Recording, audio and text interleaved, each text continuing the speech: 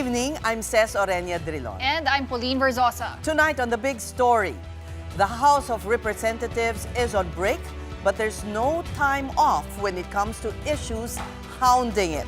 There are talks again of a brewing leadership change, while another congressman reveals a slew of bonuses for select House members. And it's back to reality soon for many Filipinos. The Christmas and New Year holidays are almost over, with travelers returning to their homes. We check the influx of passengers in bus terminals and the airport in just a bit. We'll also be speaking to a business leader about economic and investment prospects this year. Then, we sit down with a life coach to help us navigate the new year on a positive note. Hanggang ngayon, meron niyang MOOE monthly, okay? So number 1. Number 2, yung Christmas bonus, hindi ko alam kung tinatawag ng Christmas bonus yan. Pero again, ever since naging congressman ako, every time magbe-break, merong hindi bonus ang tawag eh. Hindi ko alam kung anong tawag nila doon eh. But every time magbe-break, so ibig sabihin, ang break namin is yung papuntang Undas, di ba? Yung first break namin, kung magsimula tayo ng SONA, so mag-resume kami SONA. Yes, sir. Hindi, SONA. Tapos, bago mag-undas, dapat tapos na kami sa budget. So may break kami doon. Meron yan. Okay? Pagtapos namin mag-break, magbe-break ulit kami pang Christmas. Meron yan. Hindi, undas. Hindi. Yun yung first yung undas eh. Yung first yung undas, di ba? Yeah. Yun yung first yung undas. Yun yata yung sinasabi na nasabay doon sa budget. Yung second break namin is Christmas break, di ba? Yeah. So, meron ulit yan. Pagdating of Christmas, babalik kami. Easter break, Holy Week. Easter. Yeah, Holy Week. Holy Week, meron ulit yan. At yan, sasabihin ko ulit, hindi yan nasimulan na yung administrasyon na to. Ever since naging congressman ako, meron lang ganyan.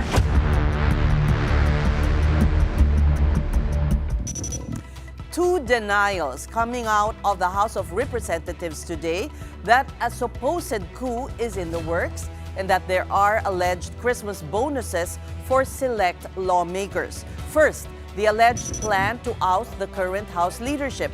An article by Politico.com published December 30 claimed that some House members have described Speaker Boji D as worlds apart from his predecessor, Martin Romualdez, who made it a point to engage everyone.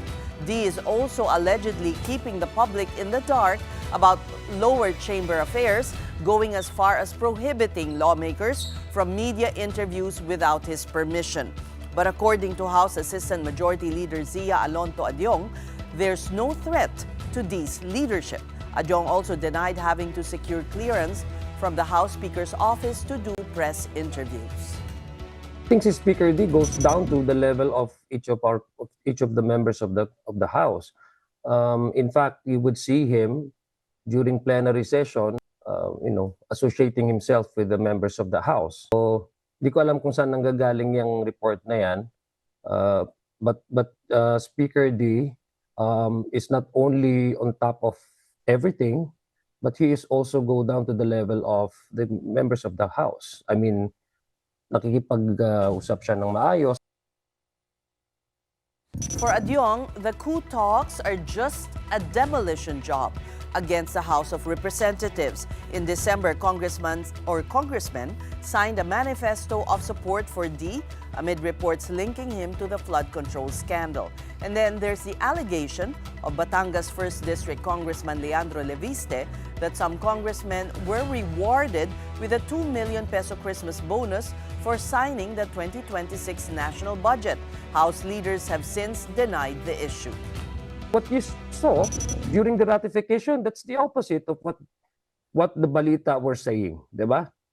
Kaya sabi ko, saan ba nanggagaling ito? I mean, I think the people who are actually creating and fabricating all these lies, because they see despite the attacks leveled against the House, we remain to be stable and united. And I think the detractors want to see a gap and a fraction happen. and division happen within in the ranks. Now, still on the so-called Christmas bonus, our sister program Storycon was able to speak to Navota's representative Toby Tiangco about it. Storycon host Ed Lingao is with us now. Bok, may pasabog na ginawa si Congressman Tiangco kanina. Yeah, Yeah. it was actually quite surprising. But from his point of view, kasi it's surprising that it's not talked about. According to Congressman Tiangco, matagal nang gawain itong mga bonuses. Break bonuses. Break bonuses. Well, we only coined the term kanina kasi kanina he didn't know what to call it. So we settled on break bonus kasi it's given daw every break time and they have at least 3 breaks per regular session. The Undas break, yung Undas, the Christmas break, and then yung Holy Week break. Each time they go for a break, they're given a certain amount. The last he got was 1.5 million undas. And he understands that everybody should have gotten that. The next break was Christmas, hindi pa raw niya nakukuha. So hindi niya alam kung may dahilan kung bakit di niya nakuha. O kung may nakuha Pero ba. ang sinabi niya, I watched a portion, ang sinabi niya, maski yung Holy Week or Easter break, meron din. Eh, yung Holy Week break. O iba pa yung undas. Oh, undas is araw ng patay.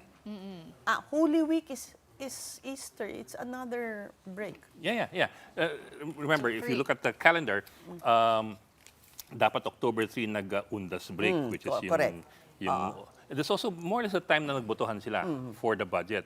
So ang tingin niya, baka yun ang refer ni Congressman Lebiste na the bonuses were meant to make them vote for the budget.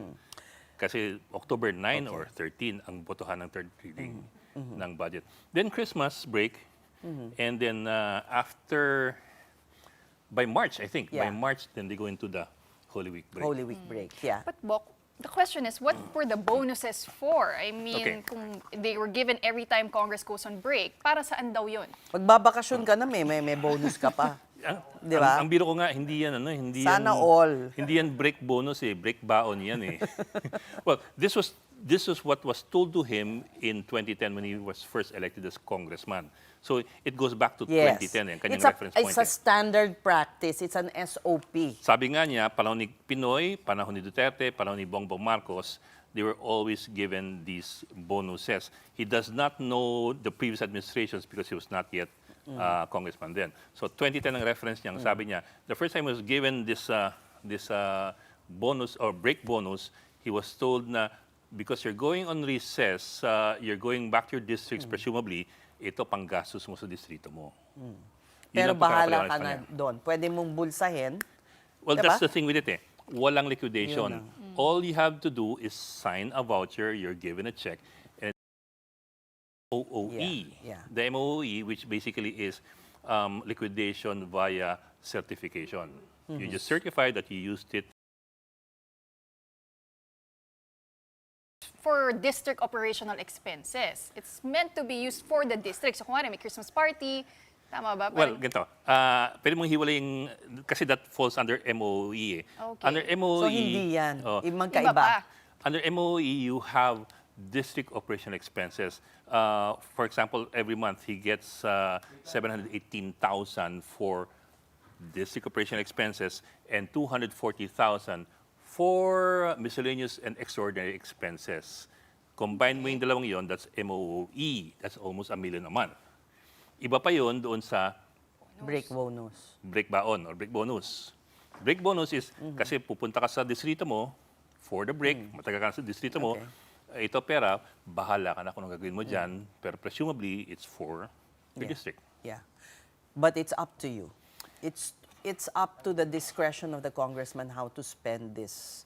Generally, bonus. Generally, that's the case. So, if you're a good congressman, you could use it for your district, medical missions or whatnot, or you can use it for your wallet. Who knows? Yeah. In the end, all you have to do is refer to what you signed sa voucher mo na, you sign it and you're using it for legal purposes.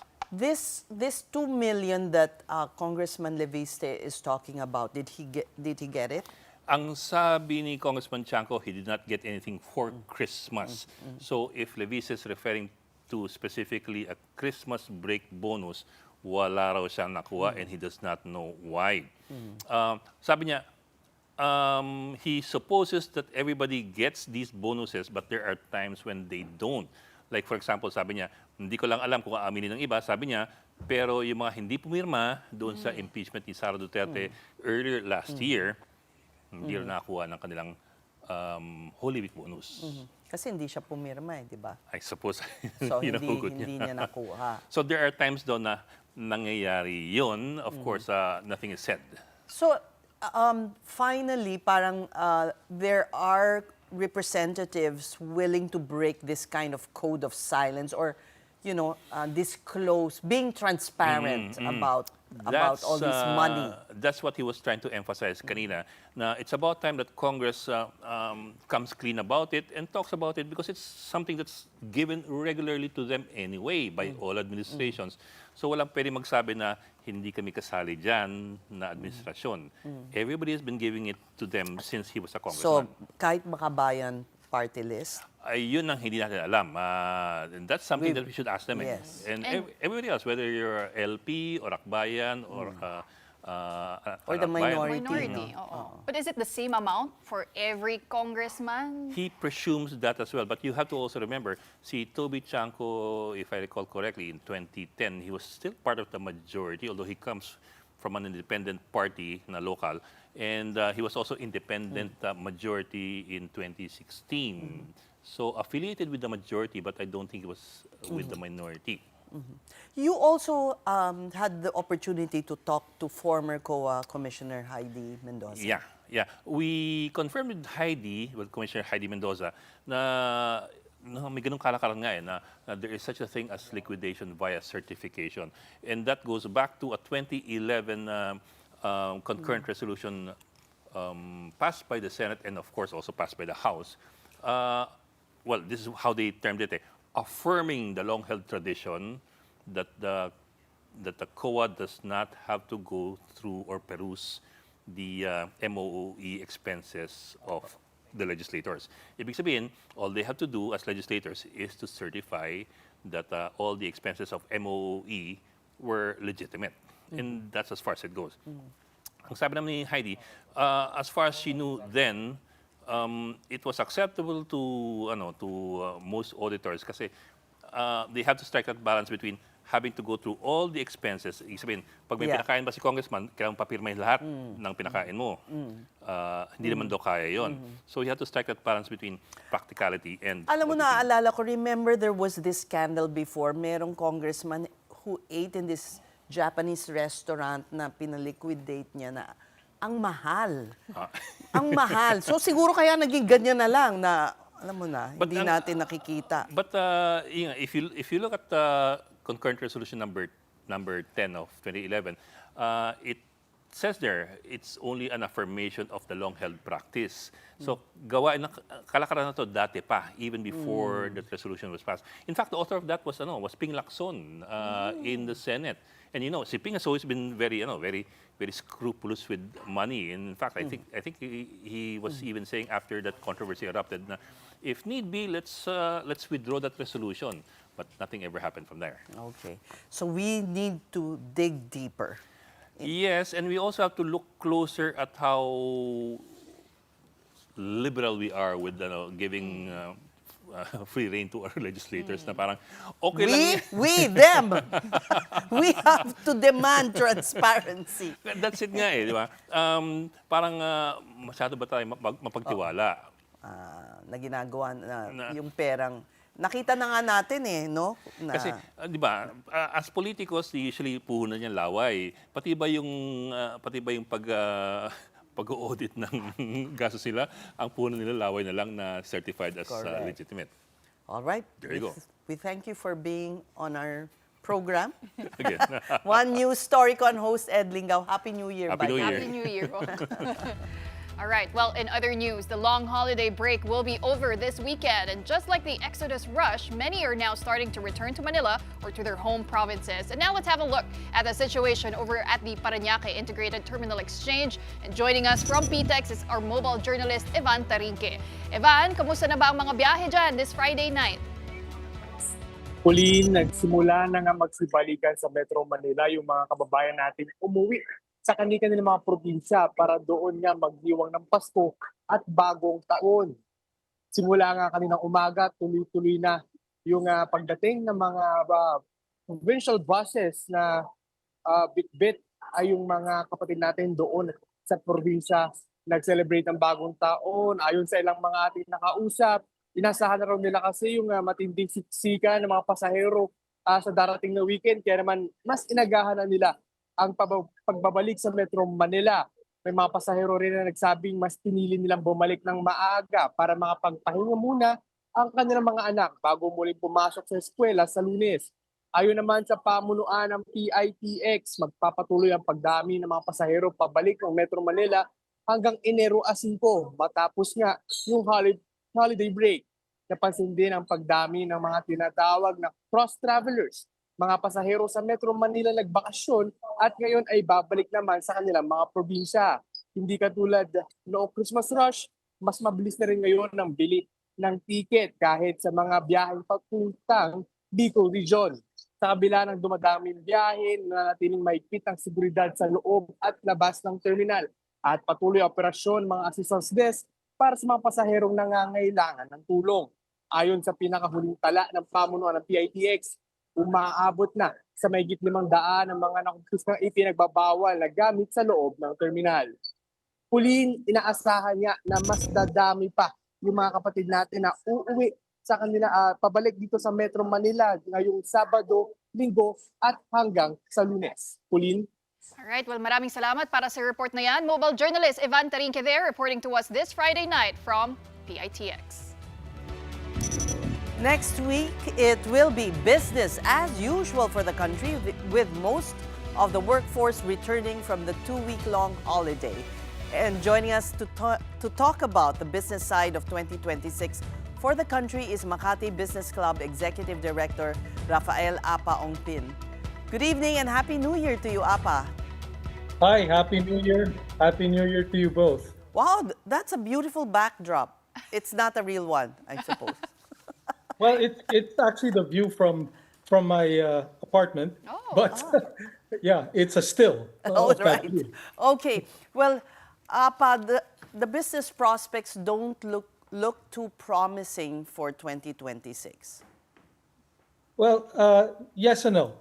I mean, we've had the corruption scandal, but one of the learnings from this thing is that corruption does not affect the macroeconomic measures of our economy, right?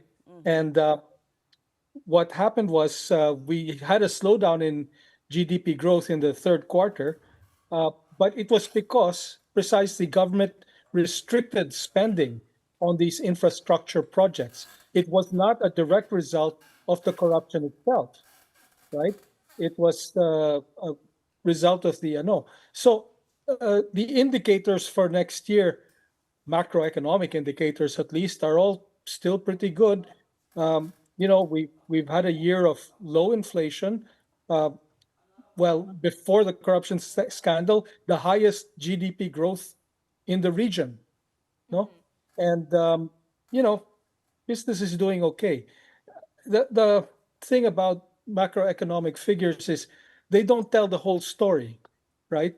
When you have GDP growth like this in our scenario, it's really mostly rich people getting richer. It's not the poor getting less poor or joining the middle class. Unfortunately, GDP growth can't measure that. And that remains the objective of development, no? That should be the government's objective. It certainly is the Makati Business Clubs. We are trying to, for growth to affect the poorest of the poor. We're trying to help them grow and get out of poverty. And that should be our focus. Well, Apa, it's always good to start the year with optimism. But heading into 2026, would you say businesses are more conservative, more cautious? And which sectors look promising? Well, no, I would not say businesses are going to be more conservative or cautious. They're going to be, it's business as usual for these people. The stock exchange did not really do very well. We had a lot more losers in the blue chips than gainers, no? And that's because, people held back on investment and on growth and so on. I think, they've learned their lesson and they're going to be a little more aggressive in 26. Where do you see the growth or where will people put in their money? Well, that's hard to say. I'm not an economist, but there are certain areas where there's good growth. The energy sector is one. We really need better, cheaper, and more sustainable energy, and there are people who are willing to invest in that. No? Well, Appa, you actually said this pretty candidly before, that it's not like there was this big wave of foreign interests when it comes to investments here in the Philippines, even before the flood control corruption scandal erupted. So aside from corruption, I mean, what else is holding back investors from being interested in the Philippine market? I would say that we're losing out in terms of manufacturing, particularly to our ASEAN neighbors, especially Vietnam, because they have cheaper labor, they have cheaper power, and they're more stable politically.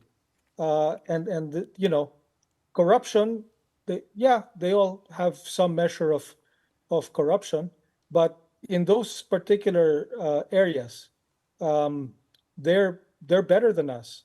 So people are bringing their factories to Vietnam, not to the Philippines.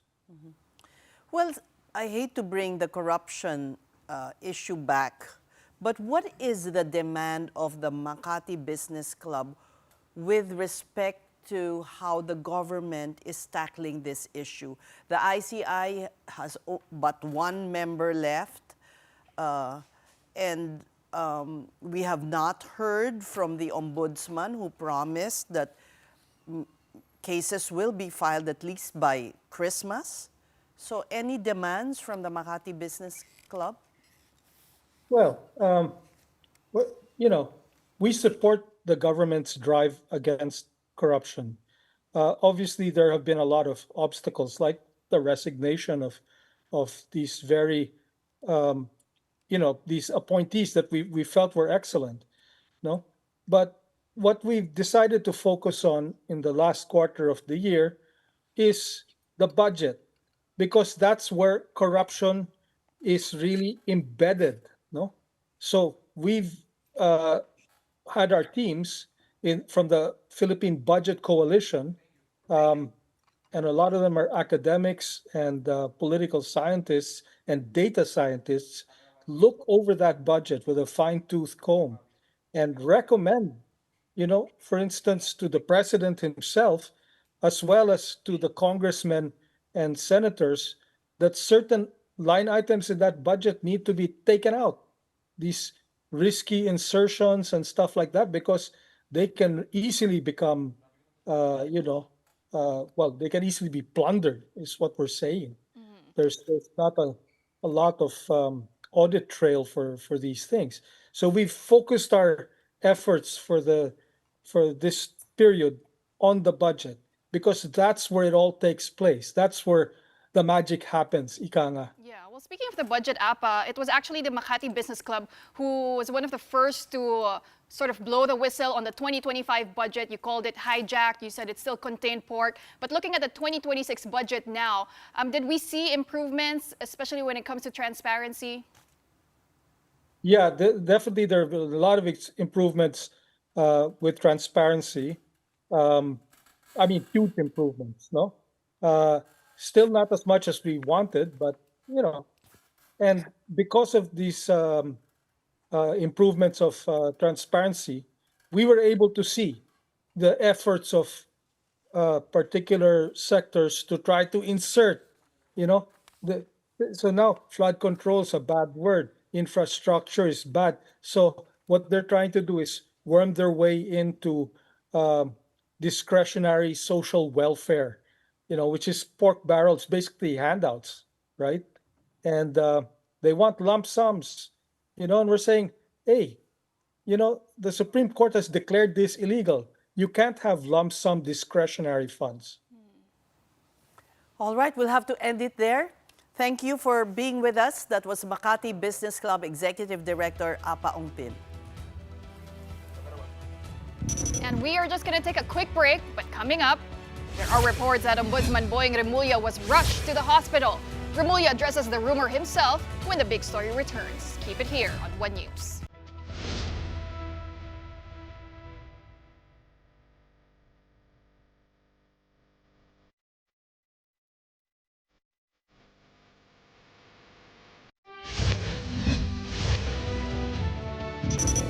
Welcome back to the big story. Passengers have begun arriving at the NAIA as a holiday break winds down. Let's check the situation over there from mobile journalist Arles de los Santos. Arles, anong terminal ka ba nakatayo ngayon at siksika na ba dyan? Tess, nandito nga tayo ngayon sa Ninoy Aquino International Airport Terminal 2 kung saan mula kaninang umaga ay tuloy-tuloy yung pagdating ng mga pasahero na mga domestic flights and abroad. Nakakita tayo ng mga schedule kanina. So far, on time naman yung kanilang mga schedule at wala pang naitatala na delayed or canceled flight sa kabila ng pabago-bagong panahon dito. Kapansin-pansin kanina na hindi na nakanguso yung parking ng mga sasakyan na nag-unload at naglo-load ng mga pasahero dito. Ina-observe na nila dito yung parallel parking at yung bollards. Madami na din mga carts para sa mga baggage at mga wheelchairs at upuan. Higit lalo doon yung wheelchairs para sa ating mga kapatid na person with disability. Pero kumpara kaninang umaga, Ses, mas madami talaga yung mga tao kaninang tanghali at mas madami din yung mga papaalis kaysa sa mga dumating. At sa huling talangan ng NAIA umabot for the 2025 sa 52 million ang recorded passengers para ito daw yung highest ever passenger volume at December 2025 nag-handle sila ng 4.86 million guests in total. Pero sa pagpasok ng 2026 nananatiling mataas na agad ang bilang ng mga pasahero dito. Para sa January 1, 2026, a total of 142,657 passengers ang naitala nga kung saan 73,000 dyan ang sa international at 69,000 naman yung para sa mga domestic travel na 4.14% na mas mataas kumpara sa kaparehas na panahon noong nakaraang taon. Kamusta naman yung bagong parking system dyan sa airport? Nagdudulot ba ng kaguluhan o paano? At least sa pag-observe natin kanina, Ses, dahil kahit ako nag-park din dito, bago na may automated system na sila at mas malalaki yung mga espasyo, meron na rin silang iba't ibang features, unmanned yung mga entry at exit points dito, kailangan na lamang pumindot at lalabas na yung ticket. And then for payment naman, may mga designated personnel para umalalay magbayad. May mga stop din, kagaya sa NAIA Terminal 3 na subukan natin doon. May teller pa rin naman, pero bago lumabas, wala nang nakabantay doon sa exit. I-scan na lamang yung QR code and then you're good to go. At pwede na rin magbayad sa pamamagitan ng cashless mode of payments. Pwede mga QR code or mga e-wallets na available sa publiko ngayon. Alright, maraming salamat sa iyo. Thank you. Mobile Journal, Arles de los Santos, they're reporting to us live from NAIA Terminal 2. Well, day 2 of New Year 2026, and Filipinos are optimistic of what lies ahead. Now, hope may be frail at this point, but it's something to hold on to, at least in the next 12 months. Yung pag-asa, wala naman yun kung hindi ka magsusumikap sa buhay, di ba? Siguro hindi naman kailangan matakot. Harapin mo na lang kung ano yung meron na darating. May pag-asa po. Pag-asa. Prayer ang kailangan lang po. A face-to-face survey by the social weather stations conducted from November 24 to 30 found that 89% of Filipinos are welcoming the new year with hope. That's slightly lower than 90% in 2024 and 96% in 2023, making this the lowest reading in 16 years or since 2009. An expert said public sentiment has been weighed down by the flood control scandal and growing concerns over climate change issues that continue to affect daily life. These realities are reflected in what Filipinos say they are manifesting this year. Sana po maibalik na nila yung perang ninakaw nila. Maayos na yung sa flood control, yung about doon. Ang laking pera nun sayang kung sa ibang bagay na punta, di ba? Gaya ng mga healthcare natin, mga ganun sana. Tapos mas maayos na kalsada. World peace. World peace. Iwas kurakot. Now, meanwhile, some communities chose to welcome the year with creativity and color. In Tondo, residents held a costume party with children dressed as cartoons, anime, and fantasy characters. One standout costume, a crocodile labeled Buwaya ng Senado, served as a pointed reminder of public frustration over corruption. Now, others expressed hope through handmade decorations, and then there are hard-earned lessons from the past. Sana maging mapayapa. Ay sana maging healthy tayo lahat at lahat na magnanakaw ay makulong na po. Makagraduate po with honors po. Mas mag-improve as a person po. We all strive to be a better version of ourselves each new year. So we make resolutions and affirmations which sadly we don't get to keep sometimes. How do we not stray from our values and vision? Let's get tips from life coach Mike Celis, who joins us live on the set. He's a multi-awarded global master coach and an international best-selling author. Wow, 7 books? Yes. Wow. Okay. So, Filipinos are really generally optimistic. Yes. May survey after survey shows. Pero ngayon, parang may 1 point drop. 89%, but still high. Yes. Yeah. So how do we carry that optimism over to the end of 2026? I think it's really about, taking in consideration that whatever happened in the past does not necessarily mean that it would repeat itself now by choice. Okay? We have a choice to actually look beyond what happened and learn from it and then start all over again, keeping in mind that it's all up to us to make the changes that we want in our lives. Yeah. What are the tips na parang, kunyari, like me lang ha? One resolution is I want to walk the dog every day. Today, I didn't. Umulan eh. You're excused for today. I know it's like a very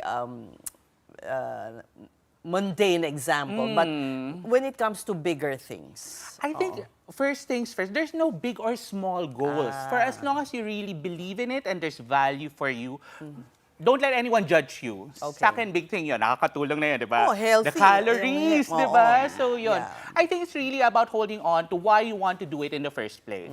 So if you've been wanting to impress others or, to just show them that you're right or to look good in the eyes of others, then it would not last long. However, if you Pang focus... Instagram lang, Di di ba? ba? For the gram, I walk my dog today. So hindi pwede yung gano'n, di ba? Hindi siya sustainable. But if I want to be healthier in my own little way, actually that works better. Yung small steps, rather than biglang magka-crash diet ako dahil in 1 month, 10 pounds lower. So parang gano'n. But what if we encounter setbacks, challenges, coach, no? So kunwari, you weren't able to continue nga your resolution, February pa lang, naku, hindi mo na natuloy, and you get frustrated, di ba? How do you approach I think it's that? really about admitting first that you are lagging behind.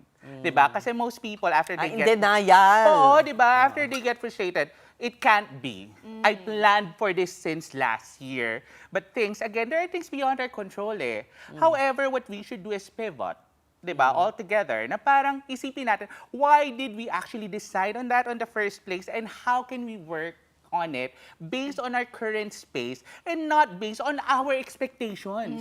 Kasi sometimes we don't meet our expectations and that's okay. We have to be kinder to ourselves. Ito, I wanted to get your take on this, Coach Mike. Some say na pag New Year daw, wag na daw tayo dun sa mga resolutions, yung mga papayat ako, exercise ako, but instead, set intentions. True. So Isn't whether that one it's, and the same? No, you say like, this year, I'm gonna be more, I'm gonna surrender myself more, I'm gonna be braver, I'm gonna be, parang Okay. ganon. I always tell my clients na parang dapat meron kang theme every year. Okay. So if it's all about expansion, if it's all about letting go, di ba parang meron kang focus sa parang, okay, at the end of the day, whatever happens, dapat tatanungin mo sarili mo, is it all about expansion? Kasi kung hindi, then Shrug it off. Diba? It helps you focus your thoughts and address your actions accordingly in alignment with those.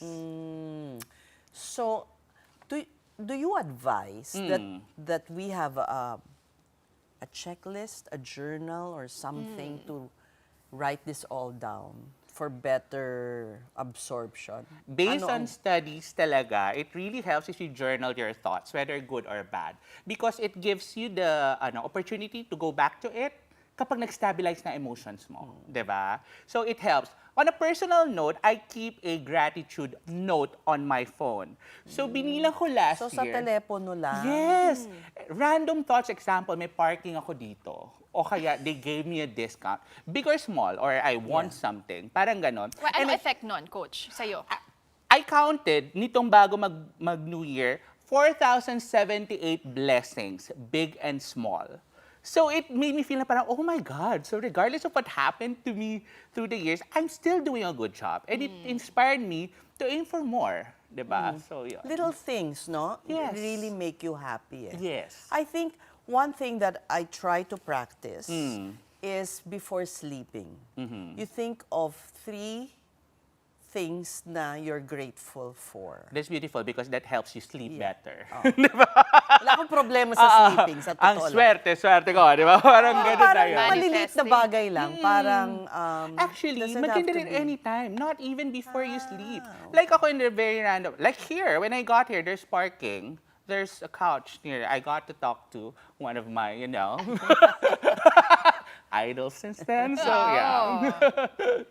Yeah, And it so little reminds you things. to be grateful and grounded, diba? I think To that's see one of the problems kasi that we have. We tend to equate our happiness with the big milestones, diba? With life-changing things, and then we get frustrated if we don't reach them. However, we must always remember that happiness is where we are, by choice. Yeah, so be mindful of Yes. what's happening like right now. Yes. And contrary to popular belief, whether good or bad, you still grow from it. It depends on how you see the situation. So sometimes it can be really bad and you feel sad. It's okay. Do not ever invalidate your feelings. However, look beyond that a day after. Would it still matter a week after? 3 days? Ito, Coach Mike, Yeah. 2025 was a challenging year for a lot of people. And for those feeling stuck, feeling burnt out, what's one thing they can do in this brand new year? And how do you know when it's time for a big shift in your life? Okay. Diba? Ang lalim. Asking for a friend. may nag-prepare dito. but kidding aside, I think you don't have to wait for the new year to have a big shift in your life. You just have to decide, Oo nga naman. diba, that you deserve it. It's really up to you at any given point in time kasi hodang December yan, April, May. What makes you feel happy, complete, and fulfilled? If it's missing in your life, then maybe it's time for you to reflect and recalibrate and choose to do all the things that are under your control. Because most of the times we feel anxious because we are trying to control everything around us, thinking that, we could, but we couldn't. No, here's this one thing. For instance, it's really frustrating, the situation of our country.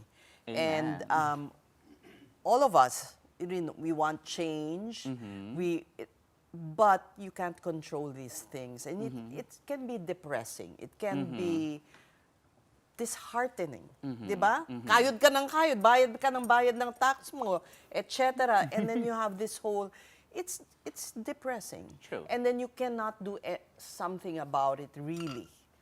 How can one address I this? think it could start by actually taking a stand.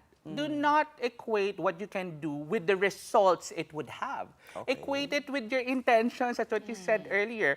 I may want to post whatever I feel. Whether the people involved read it or not, that's not the point. Okay, so paano nga? Ayun, it's all about you doing whatever little thing you can, taking a stand. Example, you can post about it, you can actually, do something about it by supporting other people, but not necessarily, Don't just... be helpless. Yes, Don't because you're not. feel. Okay. You're not. You would be surprised. Talaga ba?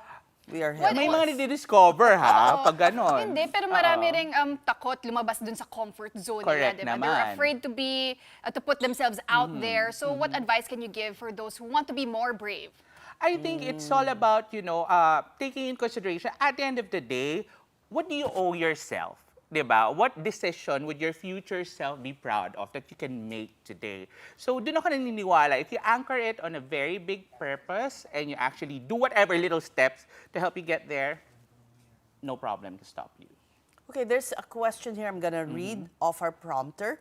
An interesting article on time.com said, we need so-called nudge words instead of resolutions to keep us on track for the year. Examples are these touchstone words, self-empathy, balance, peaceful, playful, prosperous. I think it's in Tama alignment ba with yan? what I said earlier about having themes, diba? Themes. About the year. So it's all about what do you want to achieve at this point in time that you feel you have control over of. Yan. So medyo the same theme. Yes, Oo yes. nga, no?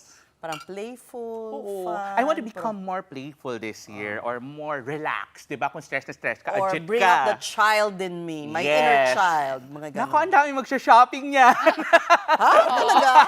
Hinihil yung inner child Totoo. nila eh. Very good excuse.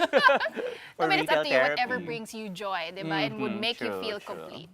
Okay, in closing, Coach, who are these people who need life coaches? Actually, Kailangan ba maging magka-problema ka Okay. para magkaroon ng life coach? that's a very What good are the question. benefits that Okay. Pawi Yeah. and me can have from going Actually, to see anyone can, avail of life coaching, and everyone needs it because it helps you get from where you are right now to where you want to be. It gives you the clarity that you want, the motivation that you need, and the accountability partner that would support you along the way. I like that, yung accountability Yes. partner. Kasi nasabi mo na. Oo. Di ba yun na So, yun? kailangan mo ng pangatawanan yung sinabi mo. If you only have one person who believes in you, you would be surprised about the things that you can do. And those are the things that my clients actually tell me because I'm lovingly pushy by nature. Meaning, sabi mo yan, gusto mo yan, hindi natin pwedeng iwanan yan. So I think it adds value if you have big dreams to pursue or you just want to work on yourself. Right, kasi you can make excuses for yourself eh. Kasi, And with no one to stop you, Yeah. trust me, you'd go even further down. Yeah. and how many clients do you have? Right now, so Yeah. I have like 60. Wow! How do you handle all these people? No. Oh, I have a Calendly account, so they just schedule there. Some are on a regular basis, some are on a monthly. But most of them are with me for 5 years already. And Are you so, still accepting new clients, Coach? um, Where can they find I you? only accept 3 clients per month, 3 new clients. However, if the slots are full, I really don't because I'm also doing a lot of things on the side. Yeah. They'll be shortchanged naman, diba? Yes, and I don't want that. I But go you for quality. you refer other coaches? I refer to other coaches and I also refer to psychiatrists and psychologists if needed. Okay. Because there are some cases that are beyond my expertise, so yeah, and medication is needed. So Thank you. Thank you so much. thank you. I enjoyed this conversation. That was life coach Mike Celis. This is a big story on One News. E-tricycles and e-bikes are now banned on major highways in Metro Manila. That and more stories are still ahead. Do stay with us.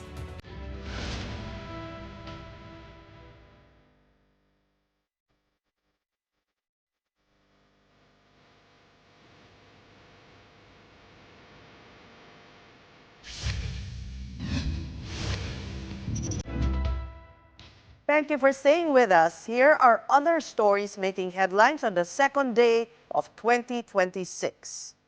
For the first time in 7 years, the government is operating under a reenacted budget while Malacanang reviews the 2026 General Appropriations Bill. In a statement, Executive Secretary Ralph Recto assures this will not disrupt state operations. He says the review of the spending bill is necessary to ensure it reflects fiscal discipline. President Bongbong Marcos is expected to sign the 2026 budget on January 5 or a full week after Congress ratified it. Budget watchdogs have warned that the outlay still contains soft programs like MAIFIP and AIX that are vulnerable to political patronage. But once again, Recto says they are checking for the legal and technical requirements of the budget. Meantime, Ombudsman Boying Remulla is making no direct denial that he was recently rushed to the hospital. In a message to 1PH anchor Cheryl Cosit, he simply said, and we quote, "I'm in great shape, thanks."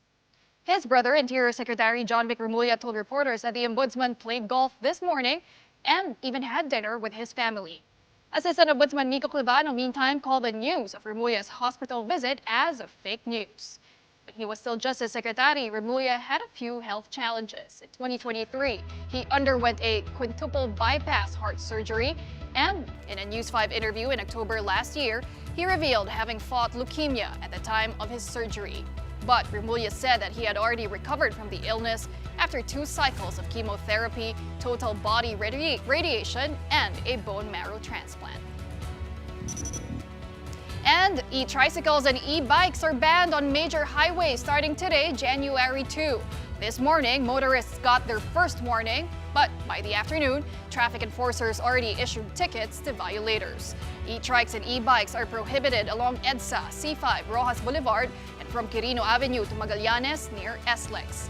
LTO Chief Asik Marcos Lacanilao tells True FM that the policy is necessary to protect small vehicles from getting into accidents. Sabi ko nga sa mga enforcer natin, gabayan pa rin na maitabi nila, maialis sila doon sa national, yung major roads. Pero yung mga matitigas ang ulo na yan nga nagka-counterflow pa, hulihin na yan. Yung iba naman may lisensya, yung iba naman at wala talaga silang lisensya, ay mai-impound po yan. Meantime, thousands of Catholics and Black Nazarene devotees are flocking to Quiapo Church exactly 1 week before the annual traslasyon. We get the latest on the ground from mobile journalist Fatima Baduria. Hi Fatima, Happy New Year to you. Kamusta naman ang sitwasyon dyan? Happy New Year, Seth. Alam mo, marami pa rin tao rito at dumagsa nga kanina ang mga tao dito sa Minor Basilica and National Shrine of Jesus Nazareno o Quiapo Church. Araw kasi ng debosyon sa Nazareno tuwing First Friday, lalo pa ngayong araw na hindi lang unang biyernes ng buwan, kundi ng buong taon. Kaya simula umaga, maraming nagtsagang pumila para makapasok sa loob ng simbahan. Kanina kahit maulan, mahaba ang pila mula Plaza Miranda patungong Villalobos Street sa likod ng simbahan. Bukod pa sa First Friday ngayon, isang linggo na lang din bago ang traslasyon kaya maraming nakikita sa mga aktibidad sa Quiapo Church. Kabilang na dyan yung pagbisita ng imahe ng Nazareno sa iba't ibang barangay sa Quiapo. Nagsimula ito kahapon sa Barangay 309 at dinala rin sa Barangay 306 at 307 kanina. Sa ngayon, nabawasan na ang mga tao rito sa Quiapo Church dahil katatapos lang ng huling misa ngayong araw. Pero mananatiling bukas ang simbahan hanggang alas 12 ng hating gabi mamaya para sa mga gusto pang magdasal. At ganun pa rin, pinapaalalahanan ng mga deboto na ingatan ang mga gamit dahil sa dami ng tao. Pero may mga kapulisan din naman na naglilibot dito para sa seguridad ng mga tao. At bukas, magsisimula ng alas 5 ng umaga ang unang bisa sa Quiapo at gaganitin din ang pagbabasbas ng mga replika ng Nazareno ng 1:30 p.m. sa tabi ng simbahan along Quezon Boulevard. Alright, maraming salamat sa iyo. That was mobile journalist Fatima Baduria reporting to us live from Quiapo in Manila. Okay, before we say goodbye tonight, I wanted to ask Ces, what's your theme for this year? Resolution, she's gonna try to walk her dog every day. One of the mundane things, actually, the theme is growth. Wow. For my brand, di ba? I have yes. Yeah, I'm relaunching it this year online. So yeah. Growth. Is there a date already? There is a date. Nag-promote eh, no? There is a date. And also in all aspects. Expansion. Right? Expansion. Yeah. Ako, my theme for 2026, abundance. Ah! Diba? Parang gusto ko yan, abundance. Abundance in work, career, health, wealth, family, love. Abundance. Very nice theme. Ako, growth and expansion, abundance. Parang pareho lang. Yeah, basically. Happiness. Well, Let's ask later. Okay. later. Later. And that will do it for us here on The Big Story, the second day of 2026. Thanks so much for watching. We'll see you again on Monday at 8 p.m. We have a new time slot. Kapatid, we are One News, all sides, all the time. Have a great weekend.